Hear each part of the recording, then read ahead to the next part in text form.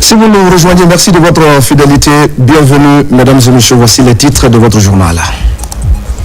La Guinée poursuit la modernisation de son administration publique. Le Premier ministre a lancé ce jeudi deux outils numériques de grande importance. Ils sont destinés à transformer la gestion des fonctionnaires et la maîtrise de la masse salariale. Dans l'actualité encore, une nouvelle voie s'élève désormais dans la préfecture de Bofa. Le ministre de l'Information vient d'inaugurer une radio pour la localité, un outil de communication de proximité qui devra transformer le quotidien des populations sur place.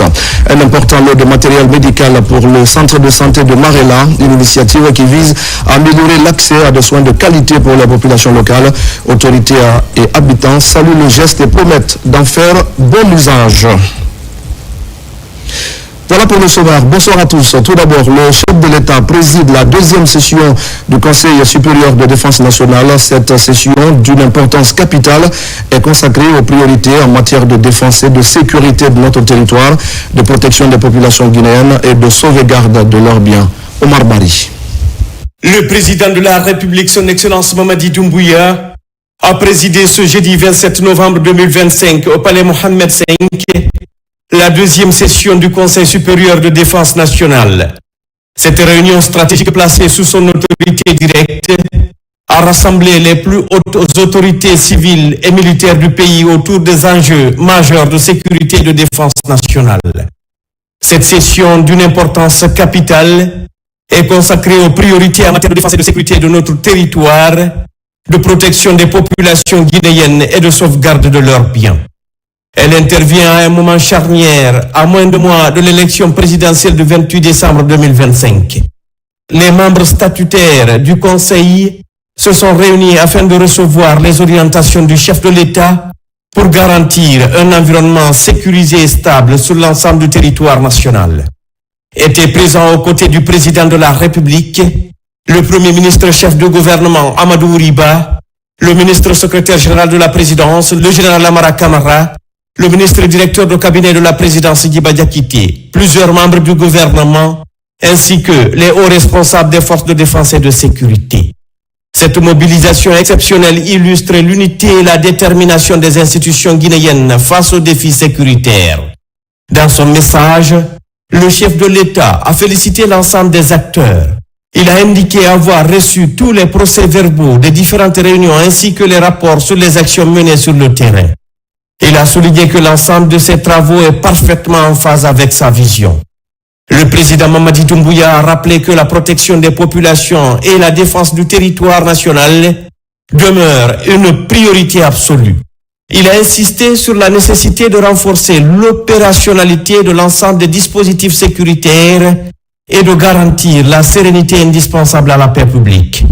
À l'approche du scrutin présidentiel, le chef de l'État a souligné que la sécurisation du processus électoral avant, pendant et après le vote constitue un impératif national. Objectif, permettre à chaque citoyen d'exercer librement son droit de vote dans le calme, la dignité et la transparence.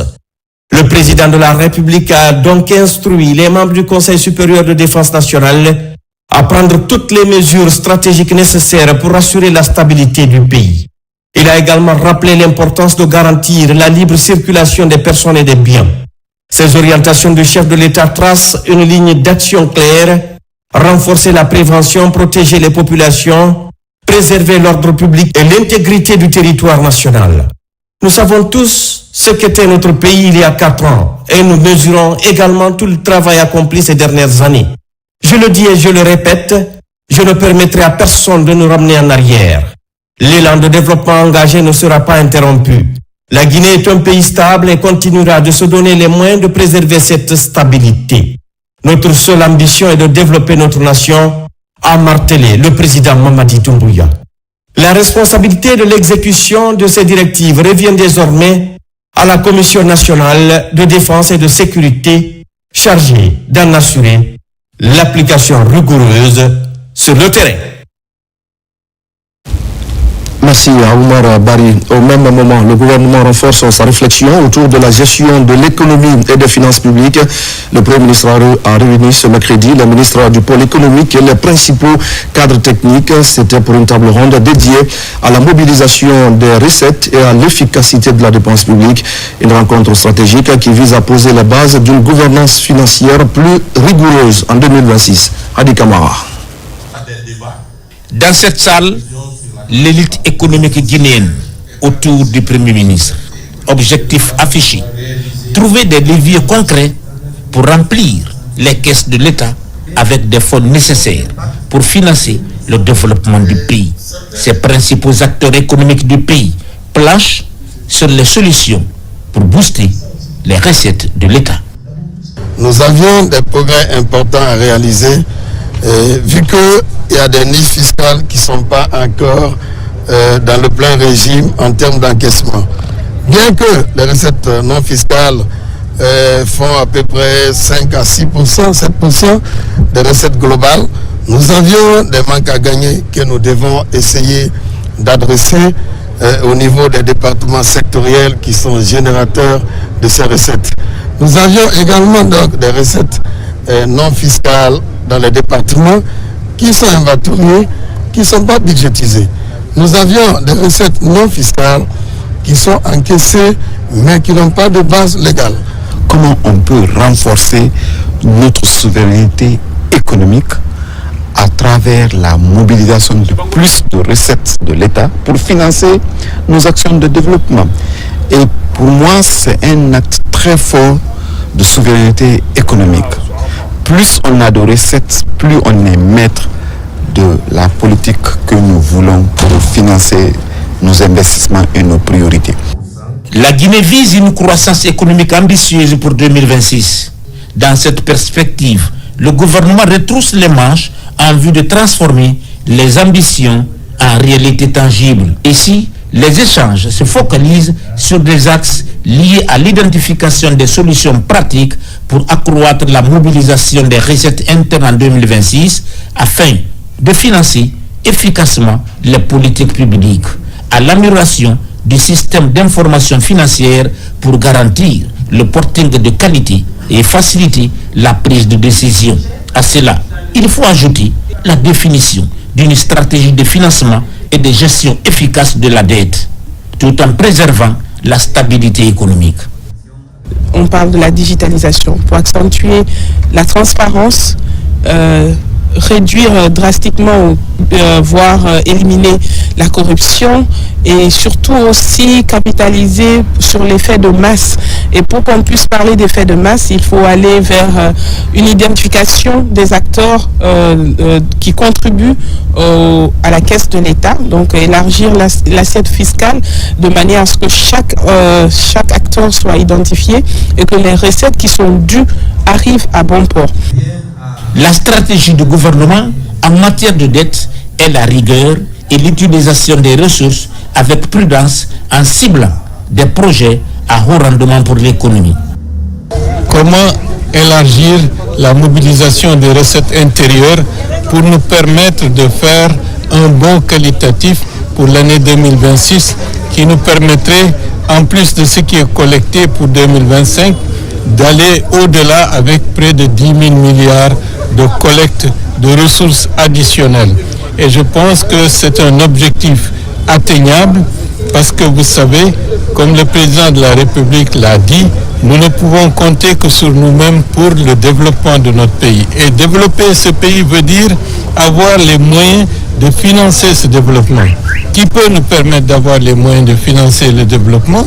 C'est notre propre capacité à prélever, à collecter les ressources, les recettes par les taxes, par d'autres biais qui permettent à l'État d'avoir les moyens de sa politique. Avec cette rencontre, les défis sont désormais connus. Derrière les chiffres et les indicateurs de performance, le gouvernement, sous le leadership du président Mamadi Doumbouya, va transformer la volonté affichée en résultats concrets afin que l'avenir économique de la Guinée soit fructueux, viable, profitable pour tous. le Premier ministre qui a également lancé ce jeudi 2 outils numériques destinés à transformer la gestion des agents de l'État et à mieux contrôler la masse salariale. Le premier, c'est le FUGAS, c'est un fichier unique regroupant les données administratives et salariales. Le second, Espace Agent, permet aux fonctionnaires de consulter leurs dossiers, de suivre leur carrière et même d'effectuer leurs démarches en ligne.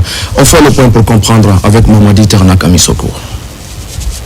Le gouvernement guinéen franchit une étape majeure dans la modernisation de son administration publique. Ce jeudi à Conakry, le FUGAS, fichier unique de gestion administrative et de la solde, et la plateforme Espace Agent sont officiellement lancés. L'avènement de cette digitalisation marque une transformation profonde de la gouvernance administrative en Guinée. Elle ouvre la voie à une gestion plus responsable et plus performante des ressources humaines de l'État. Cet événement dépasse le cadre d'une simple cérémonie. Il incarne la volonté ferme du chef de l'État, le président Mamadi Doumbouya, et de son premier ministre de doter notre administration publique d'un outil moderne, fiable et performant, capable d'assurer une gestion efficiente des effectifs de l'État et une maîtrise durable de la masse salariale. Ce moment marque une avancée majeure dans le processus de modernisation de notre administration, de la consolidation et de la qualification de la gestion de nos dépenses publiques, notamment les traitements des salaires. Un agent, un numéro matriculé, un salaire, c'est tout l'enjeu de cet ambitieux programme FUGAS. Les premiers résultats depuis 2024 font état de 233 milliards d'économies réalisées. La plateforme Espace Agent, quant à elle, offre à chaque fonctionnaire un profil électronique personnalisé, accessible en ligne pour consulter son dossier, suivre son parcours professionnel et effectuer ses démarches administratives sans se déplacer. On a démocratisé les effectifs de la fonction publique. Tous les chiffres sont visibles, perceptibles, pour vous dire que chaque enregistrement est suivi à la loupe. Et même les citoyens sont informés des engagements qui sont faits au quotidien. La manipulation du fichier n'est plus possible. Aujourd'hui, on peut se féliciter d'avoir une fonction publique qui se modernise. On a maîtrisé les effectifs, on a maîtrisé la masse salariale, on a modernisé les recrutements. Les recrutements à la fonction publique sont aujourd'hui devenus transparents. C'est par voie de concours. Et les recrutements sont faits sur la base d'une appréciation et d'une évaluation des besoins en termes de postes et de profils. Sur le premier, au-delà des concours, on a transformé la gestion des carrières. Ce qui a été présenté ici en est une preuve. Les dossiers qui duraient 4 mois, 6 mois, parfois 10 mois, j'en ai vu, dans le circuit, aujourd'hui en 30 minutes, ces dossiers sont traités. Ça libère le fonctionnaire, ça libère les citoyens. Désormais, la Guinée entre dans une nouvelle ère avec la dématérialisation dans la gestion des agents de l'État. Les deux outils conçus et gérés grâce à l'expertise guinéenne à travers l'entreprise Digitalis répondent à la vision du président de la République visant à promouvoir la justice sociale dans le pays. La question du changement, la question de la refondation était une dimension indispensable pour permettre d'aller dans le sens de la refondation et dans le sens de faire en sorte que cette transition puisse permettre à la Guinée de faire un saut qualitatif important, et ce qui est en train d'être fait par le président de la République, Mamadi Doumbouya. On est tous dans une marche de transformation en profondeur, et FUGAS est un élément important qui traduit que la Guinée d'hier n'est plus, on est en train de basculer vers une Guinée nouvelle. FUGAS doit aussi incorporer une autre transformation qui est indispensable pour nous permettre au gouvernement de demain et d'après-demain d'avoir une capacité de gestion de l'ensemble de la société avec moins de heures et avec plus de capacité d'innovation et de changement. C'est le PNRAVEC. Il faut que le numéro d'identification personnelle de chacun d'entre nous, qu'on soit fonctionnaire ou pas, puisse être disponible, et que le numéro d'identification personnelle unique de tous les fonctionnaires soit aussi intégré dans FUGAS. Pour qu'avec cela, Madame la directrice générale de la Caisse de la prévoyance sociale puisse faire évoluer les réformes de la protection sociale à travers l'assurance maladie, qui est déjà quelque chose d'effectif pour les fonctionnaires, mais qui ne l'est pas encore pour ses enfants. Donc c'est pour vous dire, la Guinée avance, la Guinée se transforme. Avec le lancement du FUGAS et de l'espace agent, le ministère du Travail et de la fonction publique pose un jalon important dans la transition numérique du secteur public. Une avancée qui pourrait transformer durablement le fonctionnement des services administratifs. Dans l'actualité encore, un important appui financier pour dynamiser le développement des localités de Kindia. Plus de 31 milliards de francs guinéens sont officiellement remis aux localités impactées par des activités minières. Une cérémonie qui marque une nouvelle étape dans la mise en œuvre de la contribution au développement local de ces différentes localités. Marwan Kamara. Ici, au gouvernorat de la région administrative de Kindia, se tient l'événement le plus attendu par l'ensemble des collectivités minières. Il rassemble des membres du gouvernement, des administrateurs territoriaux et des représentants des sociétés minières. Tous réunis pour procéder à la remise officielle des chèques au compte du Fonds de développement économique local FODEL aux collectivités minières des préfectures de Kindia, de Télimélé, de Dubreka, de Fria et de Forekaria. La remise officielle des chèques de FODEL de notre premier terrain de gouvernement a rassuré les compagnies minières qui contribuent à l'abondement de ce fonds dans l'utilisation judicieuse de ses ressources et sa disponibilité à accompagner les collectivités locales dans la mise en œuvre correcte et responsable des actions ciblées, planifiées dans les programmes annuels d'investissement. Au total, plusieurs dizaines de milliards de francs guinéens ont été alloués aux différentes collectivités. Un chèque variable selon la production et les revenus générés par les compagnies minières installées dans chaque localité. Pour les préfectures minières de la région de Kindia, les contributions des sociétés minières au titre des années 2021, 22, 23 sont 31 milliards 12 722 000 francs guinéens. Au-delà des montants, c'est l'espoir d'un développement mieux réparti qui renaît dans ces préfectures. Si aujourd'hui nous venons ici à Kindia pour bénéficier, cela peut nous renforcer au niveau de la base en parlant gaillardement devant cette population que le gouvernement, quand il promet, il réalise. Le FODEL, créé pour renforcer l'équité territoriale, apparaît plus que jamais comme un accompagnement essentiel de la décentralisation. En appuyant directement les collectivités, il leur offre les moyens de concrétiser leur plan de développement, souvent freinés par les contraintes budgétaires.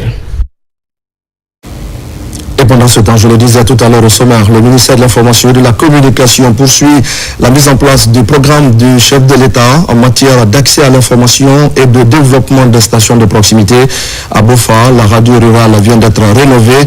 Un appui de la société Chalco qui vient soutenir la vision des autorités et répondre aux besoins des populations. C'est le ministre Fana Souma qui a procédé à l'inauguration de cette radio. Tcherno Ousmane Diallo. Des honneurs militaires, puis un accueil chaleureux d'une population venue de toutes les sous-préfectures pour exprimer la satisfaction de voir la radio rurale de Bofa entièrement rénovée et prête à relever de nouveaux défis dans le développement local. Construite en 2015 pour essentiellement sensibiliser dans la lutte contre Ebola, la radio rurale de Bofa joue désormais un rôle fondamental dans la cohésion sociale, la promotion culturelle et la lutte contre la désinformation. Sa rénovation, qui intervient 10 ans donc après sa création, est le fruit d'un partenariat entre le ministère de l'Information et de la Communication et la société Chalco.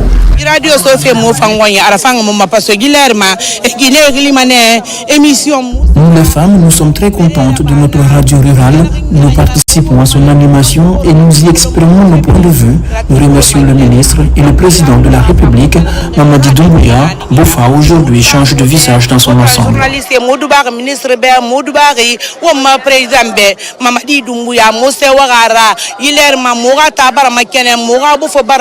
Je ne cesserai point de le dire que le ministre de l'Information et de la Communication a reçu une instruction ferme du chef de l'État, le président Mamadi Doumbouya, de transporter dans toutes les familles de la République les zones des médias d'État. Aujourd'hui, c'est ce qui se concrétise à Bofa. Le ministère est venu retrouver une population qui est très engagée, déterminée à accompagner sa radio rurale. Et vous avez vu que les instructions du chef de l'État sont appliquées par son ministre de l'Information et de la Communication sur le terrain. Afin de garantir une diffusion ininterrompue des programmes de la radio rurale, des mesures ont été prises avec une source alternative d'énergie via le solaire. La rénovation de la radio rurale de Bofa intervient dans un contexte national de redynamisation des stations de proximité pour mieux faire entendre la voix du monde paysan. Vraiment, on est satisfait. Aujourd'hui, tous les Bofakas sont très contents et je crois que les auditeurs aussi sont très contents. Dans tous les villages, la radio rurale est écoutée, la radio nationale aussi, sauf à Mankuntan, Tunifili et Doupourou. Mais pour ces localités-là, le ministre a promis et je sais qu'il va réaliser. Grâce donc à cette rénovation et aux équipements modernes, les journalistes et techniciens disposeront désormais d'un cadre de travail adéquat. Les émissions pourront atteindre une qualité technique et éditoriale et les populations rurales auront accès à une information fiable, diversifiée et adaptée à leur réalité. En inaugurant aujourd'hui ce bâtiment rénové, nous posons un jalon important dans la construction d'une société plus informée, plus unie et plus résiliente, comme le veut Monsieur le Président de la République, le Président Mamadi Doumbouya. Que cette radio rurale devienne un espace de dialogue, de partage et de progrès pour toutes et tous. Après Bofa, le ministre de l'Information et de la Communication, Fana Souman, mettra le cap sur Sigiri, plus particulièrement à Kourémalé, où une radio rurale vient d'être installée dans le cadre du programme de désenclavement médiatique des zones reculées du pays. Le contenu de ce communiqué de la Haute Autorité de la Communication, dans le cadre de la couverture médiatique de la campagne pour l'élection présidentielle du 28 décembre 2025, la Haute Autorité de la Communication, HAC, invite les responsables des associations de presse, les directeurs de médias publics et privés, les journalistes, techniciens de la RTG concernés par la couverture à une rencontre le vendredi 28 novembre 2025 à 11h au siège de la Haute Autorité de la Communication. La HAC s'est comptée sur la présence de tous, qu'on a créé le 27 novembre 2025, le président Boubacar Yassine Diallo. Le ministère de l'Énergie, à travers l'Agence guinéenne d'électrification rurale, a organisé une table ronde sur le financement du plan d'électrification nationale. Objectif, réunir tous les acteurs et trouver les moyens d'apporter du courant électrique dans toutes les zones rurales du pays. Sona Sagno. L'électricité, moteur du développement économique, reste un défi majeur dans les zones rurales de Guinée. Pour y répondre, le ministère de l'Énergie, à travers l'Agence nationale d'électrification rurale, a réuni récemment acteurs publics, privés et partenaires financiers lors d'une table ronde. Objectif, créer un véritable cadre de concertation et accélérer la mise en œuvre du plan national d'électrification rurale, un programme aussi ambitieux qu'attendu. La Guinée est l'un des pays les mieux dotés d'Afrique de l'Ouest en ressources énergétiques. Nous disposons de plus de 6 000 MW de potentiel hydroélectrique, faisant de notre pays le château d'eau d'Afrique de l'Ouest. Une irradiation solaire moyenne de 4,8 kWh par mètre carré et par jour, idéal pour les solutions solaires décentralisées. En vérité, chaque village électrifié, c'est plus de revenus, plus d'emplois locaux, moins d'exode rural, moins d'immigration clandestine et plus de stabilité sociale. L'électricité, ce n'est pas un luxe, c'est une nécessité pour l'installation de tous les potentiels et la mise en production donc de tous les potentiels de production agricole, de production industrielle et même des start-up qui en ont besoin pour avoir un effet de diffusion sur l'économie dans sa globalité. L'énergie reste ce moteur invisible mais essentiel à la croissance et au bien-être des populations. Cherchons à promouvoir, passer à l'échelle, faire en sorte que de nombreuses Tchangalbori voient le jour et permettre à la population guinéenne, dont seulement moins de 25% ont accès à l'énergie, à l'électricité en milieu rural, puissent avoir accès à une source d'énergie propre et renouvelable. L'électrification rurale est déjà une réalité quotidienne pour nos concitoyens, comme en témoignent les projets emblématiques portés avec rigueur par l'Agence guinéenne d'électricité rurale. Elle constitue aujourd'hui une vitrine convaincante pour les investisseurs et un appel à renforcer la mobilisation nationale et internationale autour de l'électrification rurale. Cette rencontre a permis d'explorer des pistes concrètes pour lever les fonds nécessaires et rapprocher le pays de son objectif, garantir à tous un accès universel à l'électricité. Au même moment, la protection de la faune et de la flore préoccupe l'État guinéen ainsi que ses partenaires. À Farana, un renforcement de capacité a lieu sur la mise en valeur et de la gestion de l'eau, de l'environnement et du développement intégré. Il s'agit de programmes intégrés de développement et d'adaptation au changement climatique dans le bassin du Niger. Ibrahim Oulem Fofana.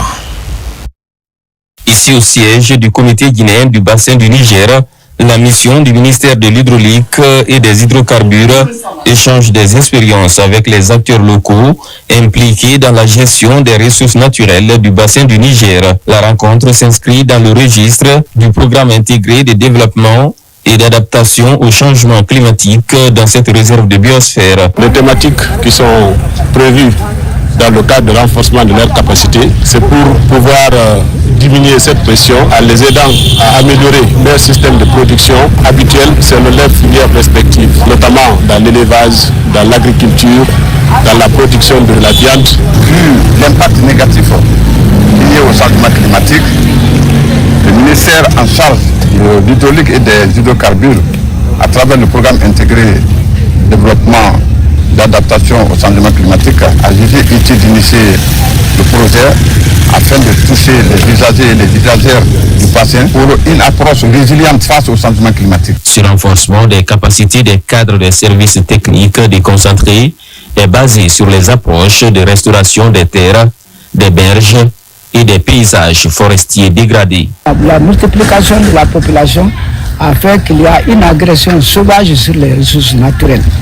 Donc c'est nous les usagers qui devons faire tout pour ralentir nos actions sur les richesses naturelles. Ce programme intervient dans 10 préfectures réparties entre 3 régions administratives, Kankan, Farana et Zérekore.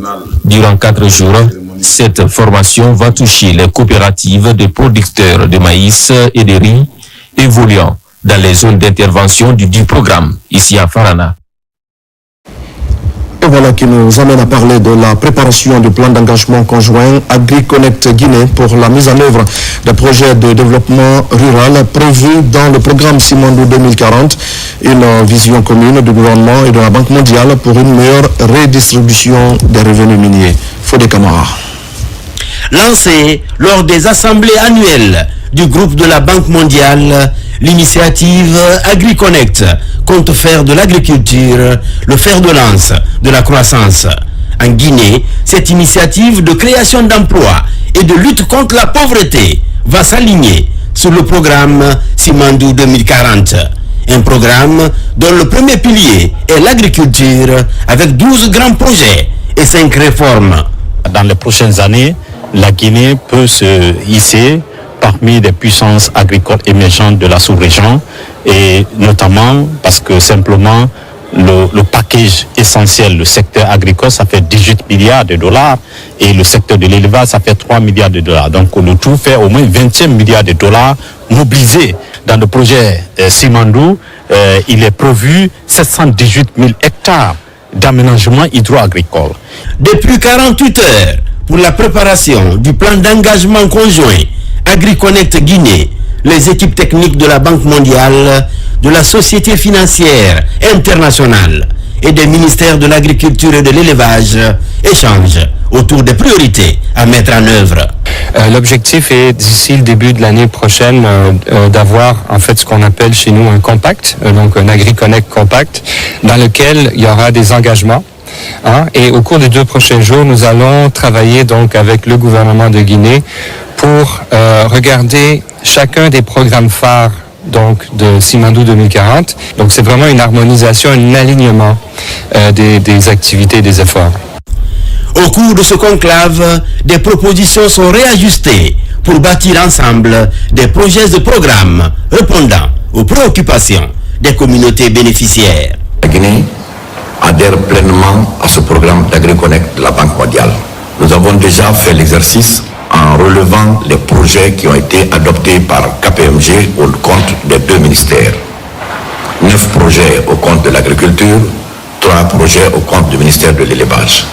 Pour une meilleure redistribution des revenus miniers sur tout le corridor du projet Simandou, cette approche intégrée de développement territorial prend en compte la réalisation des parcs agro-industriels, sans oublier les questions d'accès au marché, d'assurance agricole et d'amélioration de l'irrigation des terres agricoles.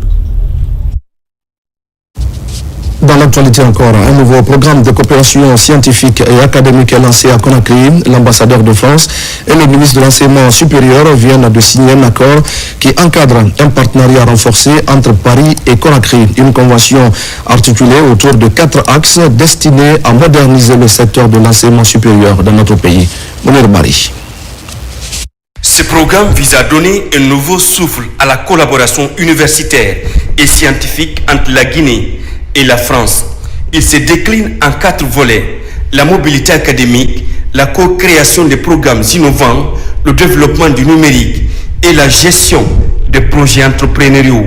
Nous sommes très heureux de signer cette convention parce que ça vient renforcer les initiatives que nous avons prises dans plusieurs domaines. Si vous regardez dans le domaine du digital, le président de la République a bien voulu mettre à la disposition de tous les enseignants-chercheurs et chercheurs un ordinateur, mais pas que, avec un programme d'accompagnement et de formation à l'intérieur.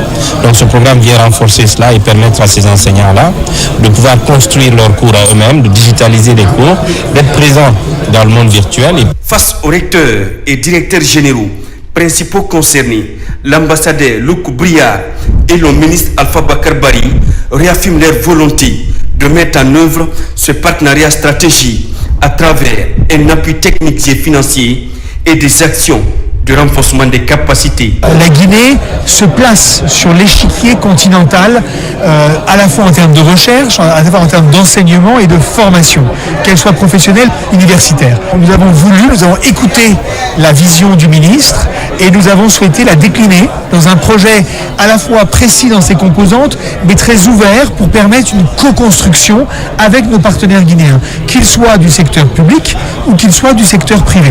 Donc l'idée, c'est de favoriser les mobilités. Réunis à la résidence de l'ambassadeur, les participants abordent les modalités d'exécution du programme, notamment les questions de mobilité académique. L'enjeu, renforcer les compétences et constituer un vivier de ressources humaines qualifiées pour accompagner le développement de la Guinée, en lien notamment avec Simandou Academy. Et puis, en Guinée, environ 300 000 chiens vont être vaccinés contre la rage. L'objectif est de protéger la population guinéenne contre cette maladie toujours mortelle. La cérémonie de lancement à Conakry a rassemblé les cadres du ministère. On fait le point avec Noumousso Diakité. La campagne nationale de lutte contre la rage, lancée par le ministre de l'Élevage, prend son envol dans la commune de Matoto avec la vaccination des chiens. Selon des statistiques, au premier semestre de 2025, 16 cas de rage, 1498 morsures et 6 décès ont été enregistrés en Guinée. L'OMS indique que la prévalence de la maladie en Afrique reste élevée, surtout chez les jeunes. À travers cette campagne de vaccination, le gouvernement affiche son engagement dans la protection de la santé publique. La campagne de cette année s'inscrit dans une dynamique nouvelle, marquée par le renforcement du dispositif de vaccination, une meilleure coordination à l'échelle nationale, une mobilisation accrue des collectivités locales et une collaboration renforcée entre les secteurs de la santé humaine, animale et environnementale conformément à l'approche Une Santé. Nous disposons cette année d'un nombre accru de doses vaccinales, d'équipements améliorés pour les équipes de terrain et des renforcements en ressources humaines vétérinaires. Une application innovante permet maintenant de tracer et d'enregistrer l'itinéraire et le processus de vaccination des chiens. L'agent vaccinateur introduit les données au niveau de cet outil. Ça permet à la DNSV de suivre la campagne de vaccination et de géolocaliser les chiens qui ont été vaccinés et de faire une cartographie de la campagne de vaccination. Chaque année, on envoie les chiens à la commune pour les vacciner, juste pour les prévenir contre la maladie de rage, qui est une maladie incurable. L'objectif du ministère de l'élevage est d'atteindre 0 décès dû à la rage d'ici à 2030 en proposant une campagne de vaccination gratuite des canidés dans le pays. Et puis le ministère de l'élevage, en étroite collaboration avec l'ensemble de ses partenaires, informe la population du lancement officiel de la campagne nationale de vaccination contre la rage. Cette opération d'envergure nationale couvrira les 33 préfectures du pays et les 13 communes de Conakry. La rage, une maladie virale mortelle et transmissible de l'animal à l'homme, constitue une menace majeure pour la santé publique. Sa prévention repose principalement sur la vaccination massive et régulière des chiens et des chats, principaux réservoirs et vecteurs du virus. La campagne, qui est totalement gratuite, se déroulera du 26 novembre 2025 au 31 janvier 2026. Elle sera exécutée à travers un dispositif mixte composé d'équipes mobiles et de points fixes installés dans les communes, districts, quartiers ainsi que dans les cabinets vétérinaires agréés. Le ministère de l'élevage invite l'ensemble des citoyens à faire vacciner leurs chiens et chats afin de contribuer à la protection de leur famille et de leur communauté. Faite à Conakry le 27 novembre 2025, le ministère de l'élevage signé Félix Lama.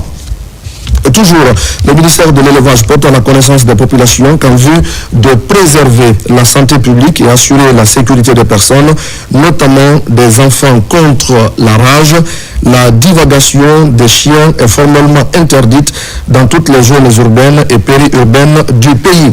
Les propriétaires sont tenus de garder leurs chiens sous surveillance permanente, de les maintenir en laisse ou dans leur concession afin d'éviter toute errance susceptible de mettre en danger la vie des populations. Par ailleurs, tout détenteur souhaitant se séparer de son chien doit impérativement s'adresser au service vétérinaire habilité pour une prise en charge conforme aux normes sanitaires.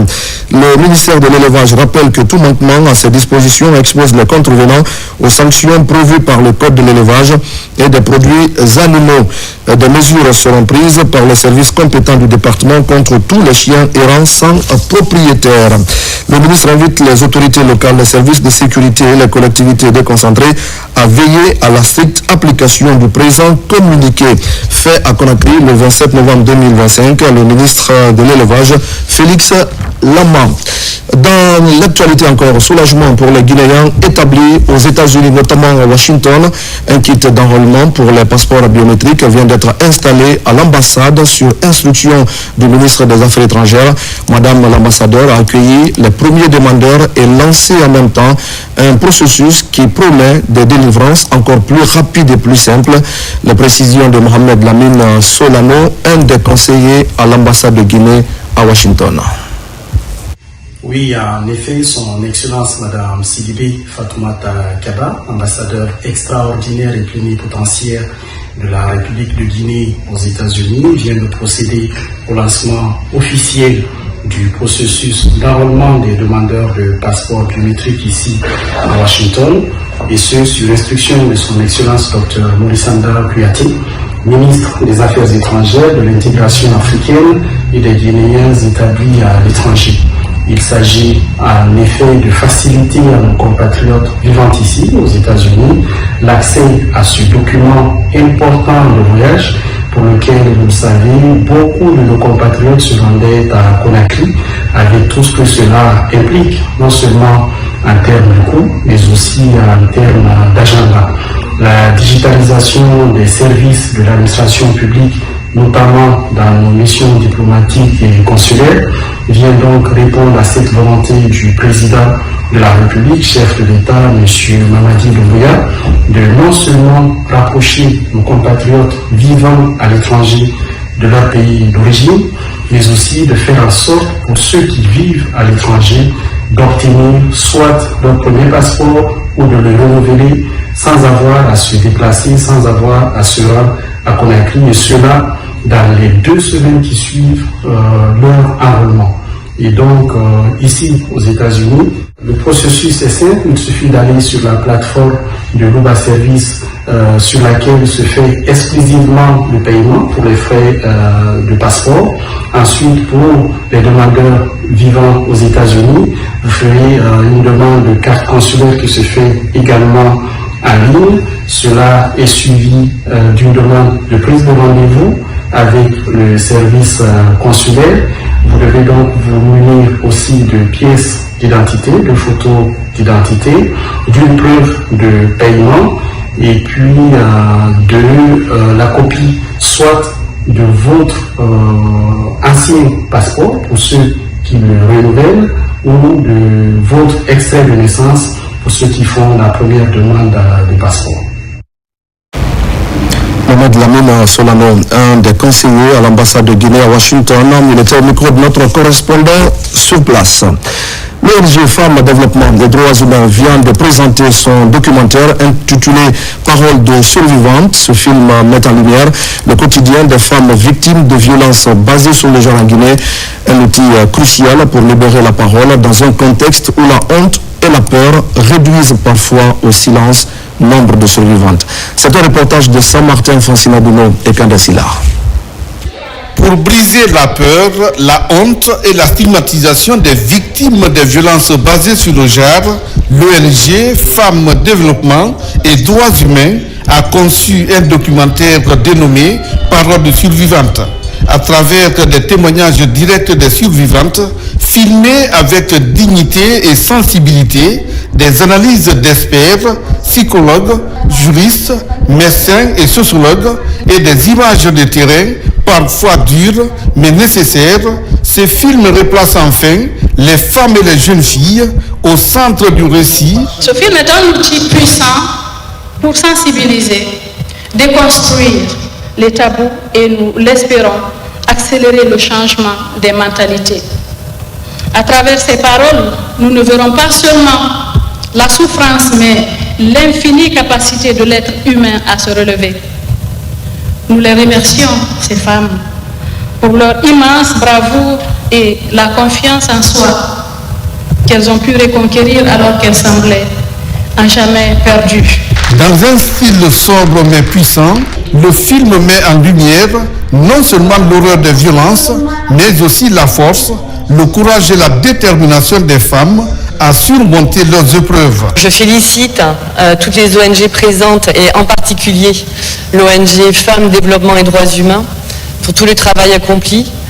On est très fiers de pouvoir vous accompagner, de tout l'impact qui est déjà réalisé et qui continuera d'être déployé. Ma sœur Moufayero, grâce à vous, ce film voit le jour comme un outil d'éducation, de plaidoyer et de mobilisation sociale.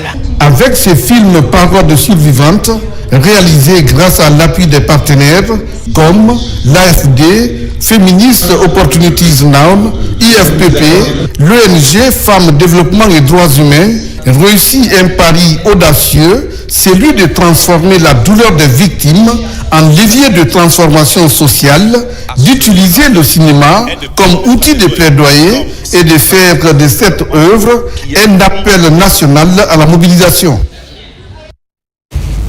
À l'occasion du mois de novembre, l'hôpital Yansdine vient d'initier une journée de consultation gratuite du cancer de la prostate. Dénommée Novembre Bleu, cette journée permet de sensibiliser les hommes sur ce cancer et les inviter à se faire examiner pour une détection précoce, condition essentielle pour un traitement efficace et rapide de la maladie. Bakary Bamba Kondé. Dans Dans le cadre de la campagne Novembre Bleu, l'hôpital Ignace Dine, à travers l'association guinéenne d'urologie, a organisé une journée de dépistage gratuite du cancer de la prostate. Cet événement a rassemblé des médecins, des infirmiers et des volontaires visait à sensibiliser la population masculine sur l'importance du dépistage précoce de cette maladie, souvent sous-estimée. Novembre Bleu, c'est un peu l'équivalent de Octobre Rose chez les dames. En fait, Novembre Bleu est consacré au dépistage des cancers masculins, particulièrement le cancer de la prostate et celui du testicule. Le cancer de la prostate, c'est une néoformation qui est maligne, qui est développée au niveau de la glande prostatique. C'est le premier cancer urogénital, masculin donc, et c'est un cancer qui touche les hommes à partir de 45 ans. Des consultations urologiques gratuites ont été offertes, permettant aux hommes de se faire examiner et de poser leurs questions. La santé importe beaucoup, donc il est impératif et important de connaître un peu mon statut pour me faire dépister. Le dépistage, c'est une façon d'alerter l'opinion sur ce cancer de prostate. Au-delà de cette journée, on invite tous les hommes, dès qu'ils ont plus de 50 ans, de venir se faire dépister. On peut avoir ce type de cancer sans aucun symptôme, et si on est dépisté tôt, on peut guérir de son cancer. En sensibilisant davantage la population sur le cancer de la prostate, l'association guinéenne d'urologie veut lutter contre cette maladie et prévoit des initiatives comme celle-ci, cruciales pour encourager le dépistage précoce et sauver des vies. Et puis des spécialistes en chirurgie orthopédique et traumatologique échangent leurs expériences à Conakry. Le débat porte sur la prise en charge et la gestion des complications liées aux prothèses totales de la hanche. C'est à la faveur de la tenue des travaux du 3e congrès de la Société guinéenne de chirurgie orthopédique et traumatologique. Robert Siditono. Nombreux sont les accidents de la circulation qui coûtent la vie à de nombreux usagers en Afrique et dans le monde. Le phénomène est aussi à l'origine des traumatismes physiques à vie, parfois irréversibles. La Guinée n'est pas à l'abri de ces fléaux. Les accidents de la route aux conséquences multiples sont d'ailleurs qualifiés de problèmes de santé publique et de développement. D'où cette rencontre de Conakry pour inverser la tendance. Elle mobilise les spécialistes en chirurgie orthopédique et traumatologique venus de 15 pays d'Afrique et d'Europe. On a pris ce thème cette année pour dire que les prothèses que nous avons posées depuis 2012 jusqu'à nos jours, est-ce que les personnes évoluent? Quelle est leur qualité de vie? Et c'est pour cette raison que nous avons fait une évaluation de la plupart des patients que nous avons déjà opérés pour voir s'il y a des complications et comment gérer ces complications. Les échanges se tiennent à la faveur du 3e congrès de la Société guinéenne de chirurgie orthopédique et traumatologique. Ces spécialistes partagent leurs expériences sur la gestion des complications des prothèses totales de la hanche, de plus en plus récurrentes et coûteuses. À l'issue de ce travail, de ce congrès, on pourra tirer les leçons et voir ce qui a amélioré et ce qui a retranché. C'est aussi l'interpellation du gouvernement parce que les débats d'ici peuvent vous permettre de construire mieux les politiques publiques quant à l'amélioration de tout l'espace permettant aux spécialistes de travailler dans de meilleures conditions et aux patients de recevoir les meilleurs soins. La 4e édition de ce congrès est prévue en novembre 2026 à Conakry. Je le dis également au sommaire, le mouvement Marela en marche en partenariat avec d'autres structures vient de remettre un important lot de matériels médicaux au centre de santé de Marela, une initiative destinée à renforcer l'accès à des soins de qualité pour les populations locales. Autorités et habitants ont salué ce geste et se sont engagés à en faire bon usage. Amadou Baïle Bari, Ismaël Kamara. C'est une remise de matériel de santé composé principalement de lits médicaux au centre de santé de Marela. Ce don est effectué par le mouvement Marela en marche en collaboration avec l'association AFSA et l'association des jeunes ressortissants et amis de Marela résidant en France. Selon le porte-parole de cette convergence d'associations, ce don de lits médicaux vise à favoriser des soins de qualité et de proximité aux populations de Marela. Un établissement de soins ne peut pleinement jouer son rôle sans des équipements adéquats, modernes et fonctionnels. Les lits médicaux que nous remettons ne sont peut-être pas spectaculaires aux yeux du grand public, mais ils sont essentiels. Ils améliorent la prise en charge et facilitent le travail du personnel soignant et garantissent davantage de dignité et de confort aux patients. L'association Mouvement Marla en marche répond à un vide qui existait. Marla est toujours resté en marche des activités, même des activités de la préfecture de Farana. Nous avons dit que ça, c'est une question qui mérite d'être corrigée. Citoyens et autorités locales se réjouissent de ce geste symbolique qui marque une avancée significative dans l'évolution de la santé publique des populations de la sous-préfecture de Marella. Le matériel de nuit que vous nous offrez aujourd'hui arrive après minuit. Il vient renforcer nos capacités d'accueil, faciliter le travail du personnel soignant. Nous sommes très satisfaits et très réconfortés du geste magnanime, symbolique et significatif de nos ressortissants de France et de Conakry d'avoir pensé à la population de Marella. Ce don de lits médicaux est un ouf de soulagement pour le centre de santé de Marella et ses habitants. Une sous-préfecture où les besoins sanitaires sont énormes, sans oublier le manque d'infrastructures scolaires et d'autres besoins vitaux. Dans le reste de l'actualité, à quelques jours du lancement officiel de la campagne présidentielle, la coordination des ressortissants de Beila prône la paix. Le week-end dernier, une importante réunion a mobilisé tous les cadres ressortissants. L'idée était d'harmoniser les idées et de mutualiser les forces pour une élection apaisée dans la préfecture. On fait le point avec Moussa Komara. Dans une capitale en pleine effervescence politique, ces cadres ressortissants de Beila se concertent. Au cœur des échanges, une question centrale. Comment organiser une participation coordonnée et responsable dans l'élection présidentielle prévue le 28 décembre 2025 ? Au fil des interventions, une même idée. Parler d'une seule voix pour un scrutin apaisé et réussi dans la préfecture de Beila, berceau du projet Simandou. Depuis plus de 3 ans, notre coordination porte les actions du général Mamadi Doumbouya, notamment dans sa vision pour notre pays, son programme et ses projets, tant pour la Guinée tout entière que pour la paix de la préfecture de Beila. Cette position annoncée collectivement est le résultat d'une analyse interne, d'un diagnostic partagé et d'un consensus dégagé entre les ressortissants. Simandou dormait. Aujourd'hui, Simandou est réveillé et tout le monde est en train d'aller vers cette stratégie pour se développer. Si les autres doivent se développer à partir de nous, pourquoi ne pas se mettre en synergie d'action pour nous développer? L'objectif que nous avons, c'est de pacifier le pays, c'est de pacifier la préfecture de Beila, c'est de faire en sorte que tous les ressortissants de Beila se donnent la main pour que ce projet puisse avoir lieu. Mais à côté, pour nous donner la force, pour qu'on puisse faire cette pacification, on a besoin d'arguments, on a besoin de faits, on a besoin de réalisations, on a besoin de projets. À travers ces cadres structurés, ces cadres ressortissants entendent occuper une place de choix à l'élection présidentielle du 28 décembre 2025. Au même moment, le Conseil suprême pour le salut de la Basse-Guinée, le COSABAG, intensifie ses actions pour promouvoir l'unité nationale et le respect mutuel entre les fils de la région. À Bessia, la structure accueillit de nouveaux adhérents venus soutenir les réformes engagées par les autorités. Au total, 145 organisations ont désormais rejoint le COSABAG, unissant leurs efforts pour contribuer au développement de notre pays. Abakar Diaby, Moussa Bangora.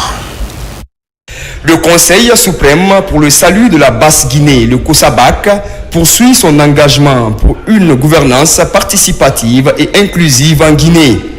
L'organisation veut désormais franchir un cap et contribuer pleinement au développement socio-économique du pays. Son action s'oriente surtout vers la mobilisation citoyenne en phase avec les orientations des autorités de la transition.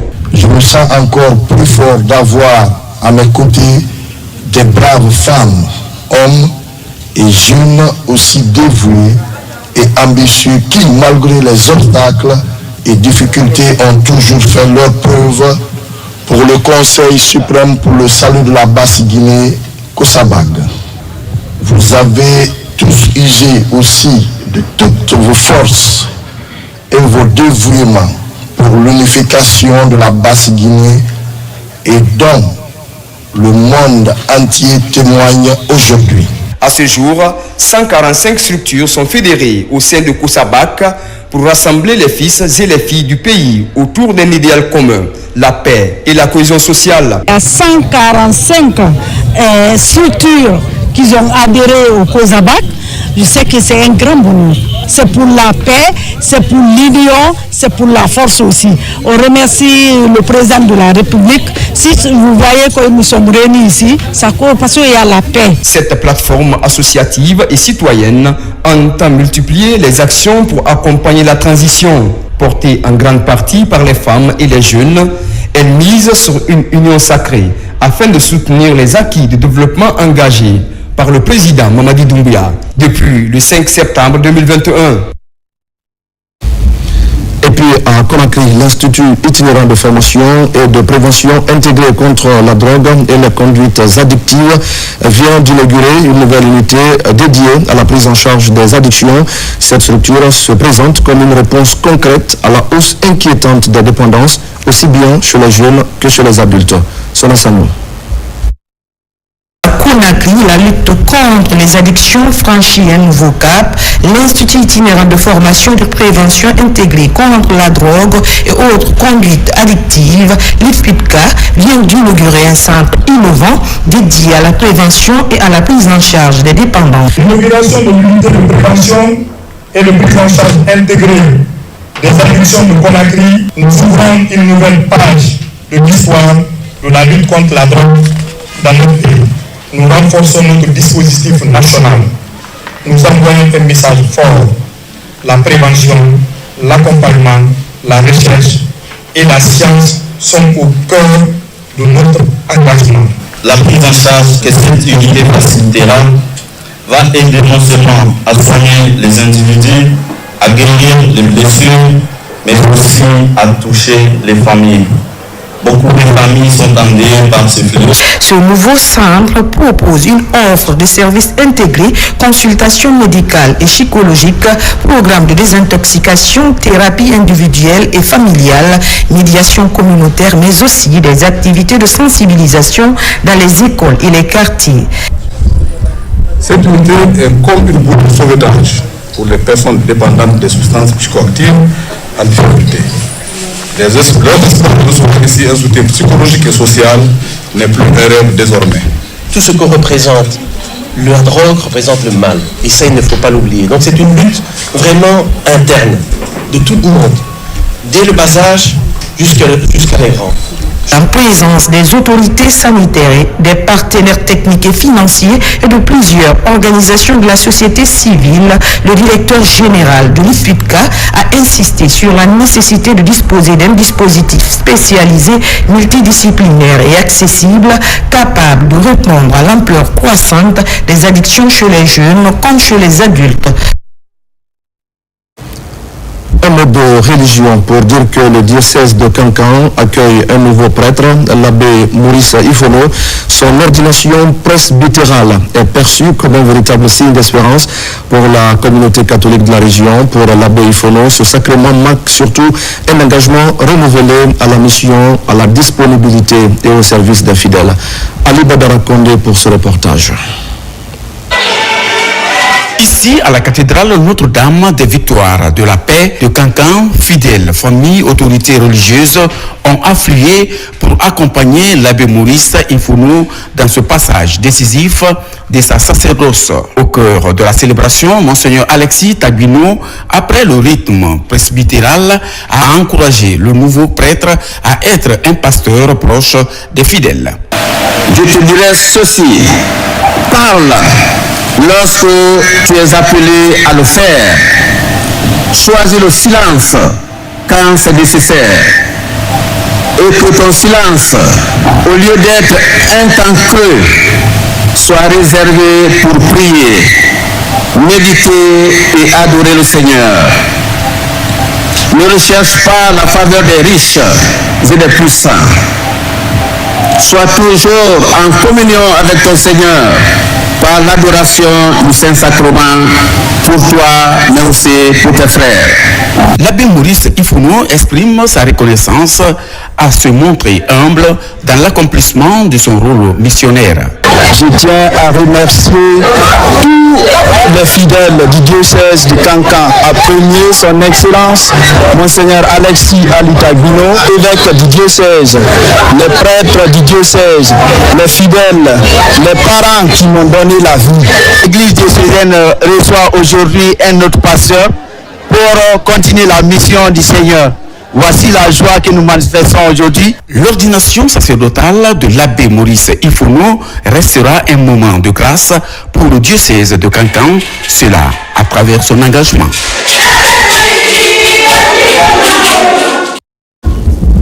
Et voilà, mesdames et messieurs, c'est la fin de ce journal. Merci à tous de l'avoir suivi, notamment ce soir à l'ABN et à Kankan. Je vous retrouve très vite pour d'autres actualités de la Guinée, notre paradis, terre de richesse et d'innovation. Bonne soirée à tous.